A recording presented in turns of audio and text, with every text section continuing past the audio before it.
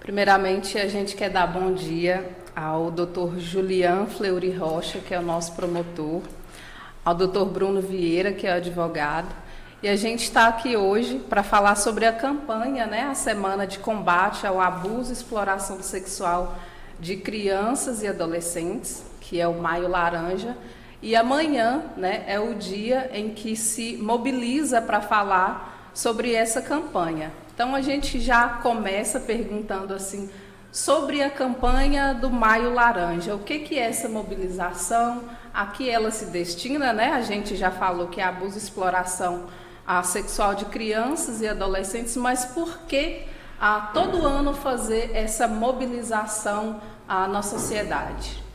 Bom dia, minha querida, bom dia a todos. O 18 de maio é uma data muito importante, De certo modo, essa data foi escolhida por conta de um crime que aconteceu em 1973 lá no estado do Espírito Santo.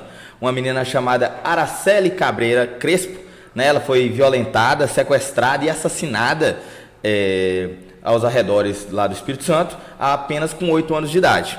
Desde então, viu-se que a sociedade tinha que tomar um posicionamento, ela tinha que, de certo modo, combater de forma mais incisiva esses delitos praticados em face a crianças e adolescentes.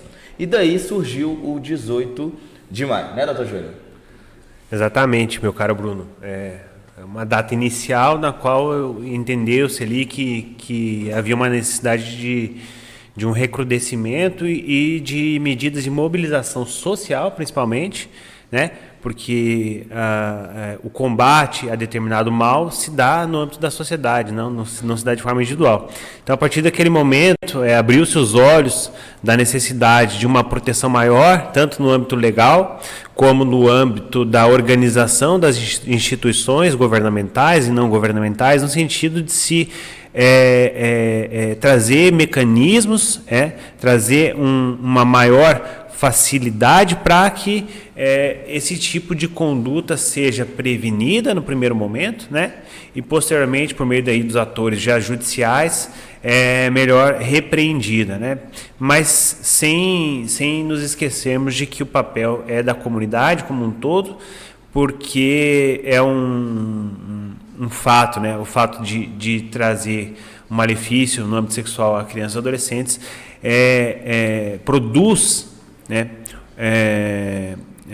inconsistências e maus que permeiam por toda a longevidade dessas crianças e da própria sociedade, porque as crianças são o futuro, são o que estarão lá na frente nos representando.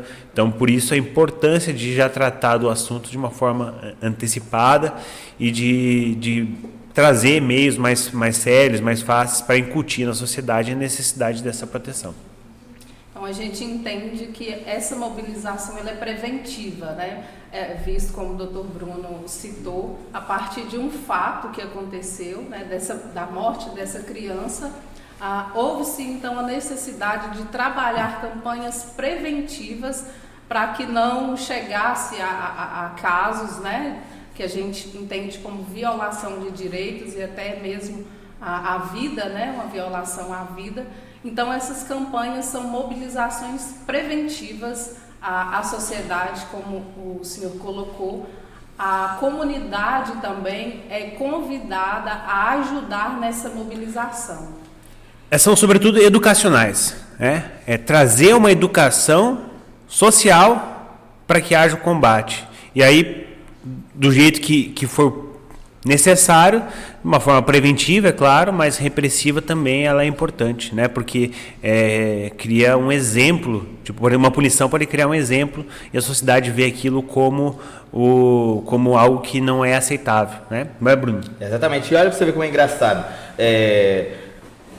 O ano a última década, de certo modo, a gente se elevou em tantos aspectos, e apenas em 1973 que foi analisar, após um fato horrendo, a necessidade de instituir medidas mais preventivas, né? Quantos anos aí que a nossa sociedade evoluiu, nessa época já tinha televisão, já tinha rádio e não tinha um combate à violência sexual que vem desde o primórdio das eras, né? Então, mas graças a Deus aconteceu e a gente está aqui hoje mobilizando nesse sentido. A gente fala assim sobre a violação de direitos, né? A gente entende que a casa, o lar, que deveria ser um ambiente protegido, muitas vezes ela é um ambiente de violação. Para a gente identificar, como que a gente identifica essa violação de direitos, né? Se tratando do abuso e violência contra a criança e o adolescente, quais são os aspectos que muitas vezes a criança demonstra essa violação dentro da própria casa ou através de conhecidos, que são assim os dados que a gente tem, que a maioria das crianças são violentadas ou abusadas por pessoas que estão ao seu entorno, né? Eu já havia falado isso anteriormente, né, no nosso vizinho aqui no programa de rádio, e realmente essas formas de abuso se dão basicamente dentro do meio da própria entidade familiar, né? O maior número de casos são de padrastos, madrastas, de pais até mesmo, primos, irmãos, tios, com os quais a criança às vezes tem um relacionamento até afetivo, né? Mas onde o pai dessa criança tem uma confiabilidade sobre as pessoas e nunca acredita que aquilo vai acontecer e até toma como impossível. Esse tipo de ação geralmente se dá no âmbito da própria casa. O modo de identificar é pelos sentidos da própria criança, né? O que ela exterioriza. Quando a gente vai falar de condutas mais graves, a gente vê já uma situação já de violação sexual por meio de coito vaginal, outros tipos de condutas. A gente vê já alguns alertas físicos, por exemplo, em criança. A criança foi violentada sexualmente por meio sexual, já falando assim, né, algo mais incisivo.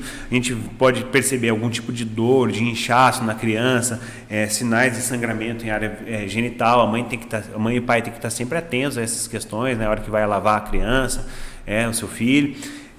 Aparecimento de hematoma em corpo, esses são sinais já externos, identificáveis, infecção na região genital e abdominal, aí tentar entender por que isso está acontecendo, eventualmente uma gravidez, e a ocorrência de doenças sexualmente transmissíveis. Já no âmbito assim, quando não existem esses sinais mais externos, por exemplo, da criança, a gente tem que a mãe e o pai tem que tentar identificar mais no âmbito do psique da criança, né? O que ela exterioriza naquele sentido.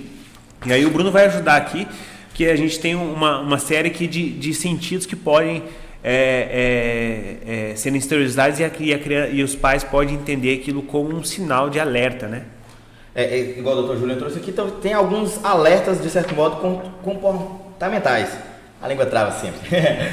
Que pode ser uma depressão, dificuldade ali para dormir, manifestação de incômodo ao ser tocado, né? Uma persistência de interesses em assuntos de cunho sexual, né? Alterações súbitas ali de comportamento, agressividade, né? Autodepreciação, a automutilação, dificuldade de concentração, né? Durante as atividades escolares. Desenhos, né? As crianças mais pequenas, elas costumam se manifestar por desenhos ali, textos que podem fantasiar, de certo modo, algum abuso, uma ausência de estabilidade emocional e um comportamento tenso, né? Como o Dr. Julian disse, essas relações muitas vezes elas advêm de um próprio âmbito, vamos dizer, afetivo, né? Da relação de amor ali entre os parentes, entre os familiares e, de certo modo, aquela criança que ama aquele ente, ela acaba sendo ofendida por aquela pessoa. E da mesma forma que isso advém dessa relação afetiva, quem possui relação afetiva com essa criança, eu vejo que é quem deve ser o primeiro a conseguir identificar esses sinais, né? Uma vez que ela vai exteriorizar esses comportamentos, de certo modo, tendenciosos, né? Outra coisa muito importante é que a mídia, né, de certo modo, ela pode contribuir com esse aceleramento desses abusos, uma vez que o abusador ele não vai utilizar a mídia de certo modo para abusar, mas ele vai utilizar para se aproximar, né? Então tem que haver uma fiscalização mais contundente ali dos próprios familiares, né? E de toda a sociedade em si, tá? A gente perceptivo, um momento que você está passando na rua, você pode se deparar com a criança e encontrar ela chorosa, ela não quis externar as lágrimas dentro do seu lar, né? E pode estar fazendo isso na rua. Cabe a você, como sociedade, abraçar essa vítima, né? E buscar os meios legais para estar ajudando. A gente entende que, como o doutor Juliano colocou, tem os aspectos físicos, né, dessa violação, que ela é perceptível, a gente consegue identificar visualmente. Tem a questão psicológica, né, que traz toda essa dor que essa criança tem, porém ela não é identificável visualmente. O que a gente entende é que principalmente a escola é um ambiente em que a criança está ali frequente, e os professores conseguem identificar isso. Então, os professores têm não é uma responsabilidade, né, colocando como um peso, mas eles têm esse poder de identificar e de reconhecer essa criança, né, enquanto uma pessoa que está sendo violada. Da mesma forma, a gente tem uma rede de apoio, né? Tem o setor da assistência, a gente tem psicólogos, equipes de pessoas que podem ajudar e auxiliar essa criança a externalizar essa violação. Como que é feito? Tem algum trabalho que é feito com a equipe multidisciplinar para atender e entender essa criança enquanto um ser de direito violado, vamos dizer assim? Você quer começar? Posso começar? Você tocou um ponto bem importante, né? Citou o professor, citou a rede de proteção, e isso traz para a gente uma ideia de responsabilidade social. Sim. Né? Todos os atores envolvidos na comunidade têm uma responsabilidade, uma parcela de responsabilidade em relação ao locus onde vivem. Como, por exemplo, o caso do professor, né? A gente vê, às vezes, a criança tem a figura do professor como uma figura ali que ela adorável, né? Um semideus, digamos assim, alguém na qual ela confia, naquela que ela gosta muito, geralmente a tia, professor, a tia chamada de professora, né? A gente vê a criança com muita confiança nos professores, né? E isso é importante porque geralmente, em muitos dos casos, a gente vê o próprio professor relatando para a rede de proteção, para o conselho tutelar, que ocorrer algum fato ali de exploração sexual e de abuso sexual contra a criança e adolescente. Então é bem importante nesse aspecto. Quanto à rede de proteção em si, a gente tem vários órgãos, aí, conselho tutelar, próprio CRES, que tem profissionais super capacitados, né, com conhecimento técnico, que tem essa condição de entender um pouco melhor, às vezes, o que a criança dá algum sinal que alguém com conhecimento mais em outra área não sabe especificar e não sabe sentir. Então é importante essa atuação da rede de proteção. O Bruno, que é advogado do CRES, né, ele tem esse papel importante no sentido e tem uma proximidade maior com as nossas agentes que estavam até aqui presentes. Ele vai trazer aqui, acho que a experiência dele, mais do que eu, né, que a gente acaba às vezes atuando um pouco mais na linha final do judiciário e do próprio Ministério Público. Ele tem uma visão melhor que a minha, às vezes, para falar sobre a rede de proteção. O que acontece?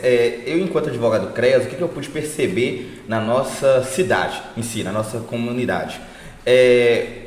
Aqueles casos em que envolvem abuso sexual ou, de certo modo, uma exposição a um abuso, porque tem a criança que é violentada e tem as outras crianças que muitas vezes visualizam aquele abuso em uma outra criança ali dentro do meio seio familiar. A gente vê que essas crianças, elas advêm de núcleos familiares que não acompanham a frequência escolar, que não acompanham, de certo modo, as atividades escolares, não acompanham as redes sociais desses infantes, né? Infelizmente, a gente pode falar que a gente não pode falar que é uma característica, né, de quem é violentado, até porque o infrator, né, desse delito, ele muitas vezes comete por meios próprios, mas a gente percebe que a violência, ela muitas vezes ela não é alcançada de forma imediata, ela é de forma paulatina. O agressor, ele, de certo modo, primeiro ele tem um contato, muitas vezes por mídias sociais, né? Ou às vezes tem aquele contato familiar ali, depois ele começa acariciando aquela criança e aí vai se desenvolvendo a agressão, né? Até chegar no ponto de violência. Então, o que a gente pede, né, é que, enquanto cidade de Malacaxeta, enquanto comunidade em si, que seja observado esses sinais, né, e que haja uma atuação mais consistente com essa rede de proteção, porque a rede de proteção sozinha ela não consegue fazer nada, né? A gente é limitado, né? O Dr. Júlio não pode fazer uma denúncia sem que os fatos cheguem até o Ministério Público, né? O Conselho Tutelar ele nunca vai atuar e de certo modo tirar aquela criança de perto daquele agressor sem que haja antes uma denúncia, seja informal, né, doutor Júlio, que não é tão necessário, de certo modo, que haja uma denúncia escrita por parte da vítima. Não, o simples relato dos fatos já é proveniente para iniciar um procedimento e estar resguardando os direitos dessa criança. Sim, a gente fala assim, sobre também a ação que é feita, né, de identificar essas violações na criança. Como a gente está falando de prevenção, espera-se que não se conclua nenhuma agressão a essa criança. Então, a prevenção ela é muito importante no sentido de a família também ficar atenta, né, a alguns sinais, a alguma pessoa que se aproxima, a algum comportamento daquele agressor. Porque o agressor também tem um comportamento que a gente pode identificar como uma pessoa, como um possível, né, abusador, como alguém que está se aproximando com alguma intenção daquela criança. Então, proteger esta criança de uma pessoa adulta que já está com essa intenção, né, de fazer algum mal é muito importante, porque a criança ela é indefesa, ela não consegue verbalizar muitas vezes o que está acontecendo. Às vezes não entende o que é aquela situação, ela entende aquilo como uma demonstração de carinho muitas vezes, e na verdade, como o Dr. Bruno falou, essa violação ela é paulatina, né? Ela vai acontecendo aos poucos até chegar na consumação do fato, na verdade. Então, a intenção é essa prevenção, né? É que a família também proteja essa criança. Quanto como o Dr. Bruno está dentro do CREAS, né? Para a gente entender, existe algum indicador dessas mobilizações, de que situações foram interrompidas, né? De que crianças foram tiradas de uma determinada situação? Existem alguns casos nesse sentido. Para a gente falar, olha, são efetivas as mobilizações, realmente surte efeito na comunidade, a gente entende que as pessoas estão reconhecendo a importância dessas mobilizações. Existem alguns identificadores nesse sentido? Sim, querida Rose. As medidas são tomadas de forma diária, né? Inclusive, essa mobilização aqui na data de hoje é uma medida, né, de certo modo, preventiva e que tende a atacar a sociedade de uma forma geral, né? Aqui a gente não busca delimitar a pessoa A ou a pessoa B. Aqui a gente tem um diálogo aberto para que toda a sociedade tome consentimento e consciência da sua responsabilidade como sociedade em si. Dentro do nosso aparato de rede de proteção, a gente tem uma interligação muito bem feita, né, muito forte com o Ministério Público, como o próprio Dr. Júlio está aqui, Delegacia de Polícia Civil, a rede de psicólogos, né, para acolher essas vítimas de primeiro momento, né, Polícia Civil, Polícia Militar, atuando ali em conjunto com o Conselho Tutelar, sempre uma interligação muito bem feita, né, quando a polícia, às vezes o Conselho Tutelar não conseguiu, ou a rede não conseguiu identificar aquele delito, mas a Polícia, né, Militar, e como a nossa Polícia Militar é muito atuante aqui na cidade de Malacaxeta, ela identifica de dado momento, prende aquele agressor, ela já destina imediatamente ao Conselho Tutelar e que esse, por sua vez, destina ao Ministério Público para tomar as medidas cabíveis.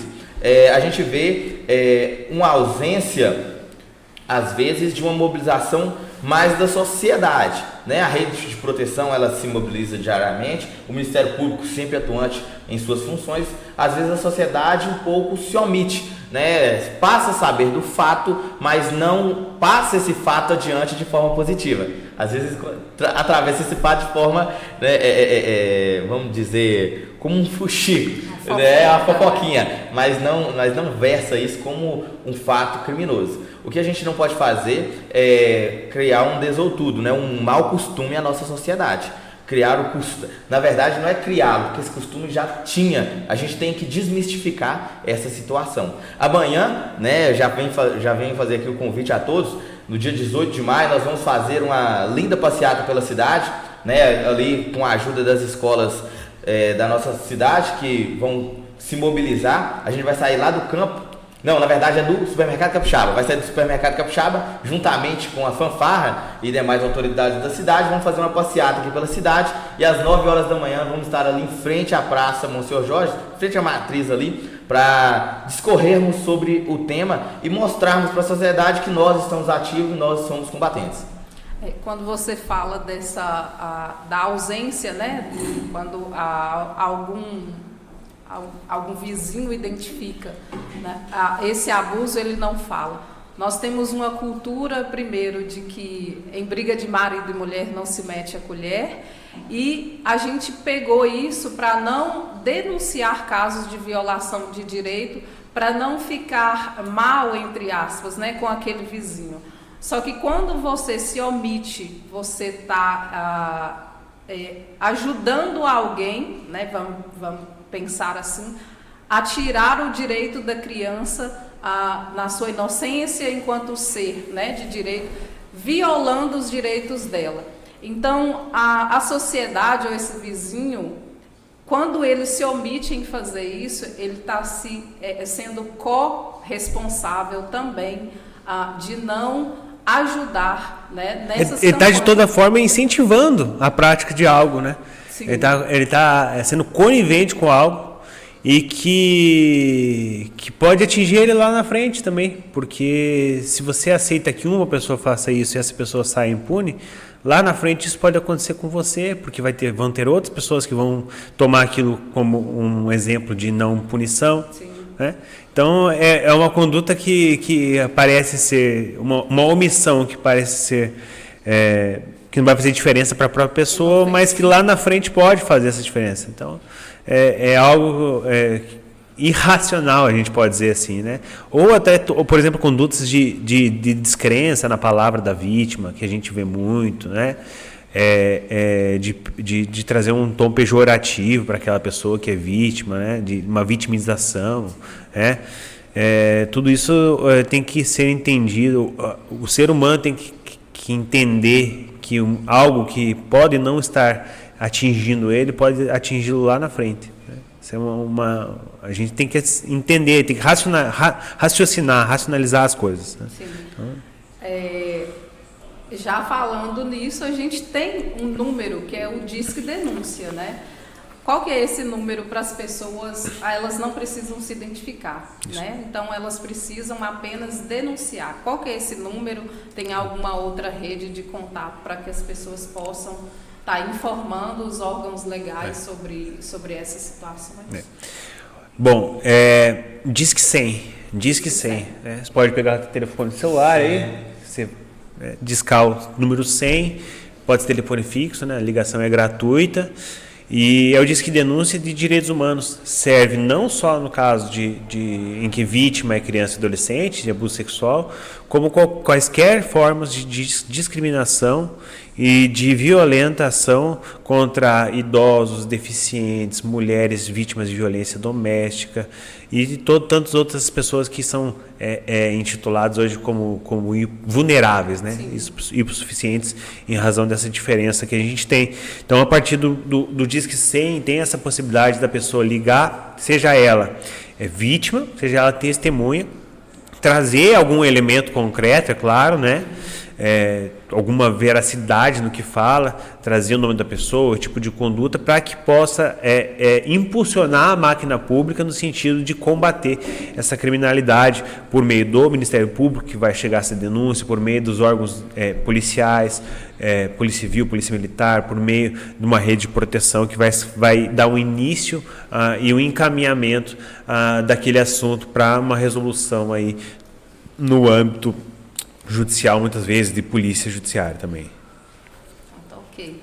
Então, todo mundo convidado. Fora isso, né, desculpe atravessar. Fora isso, não é só Disque 100, Polícia Civil, por meio da Delegacia de Polícia, Polícia Militar, Ministério Público. Conselho Tutelar é super importante, porque o Conselho Tutelar geralmente já tem um histórico daquela família, já teve algum estudo sobre aquilo, um estudo social daquela família, já tem algum elemento que possa trazer, já faz um estudo.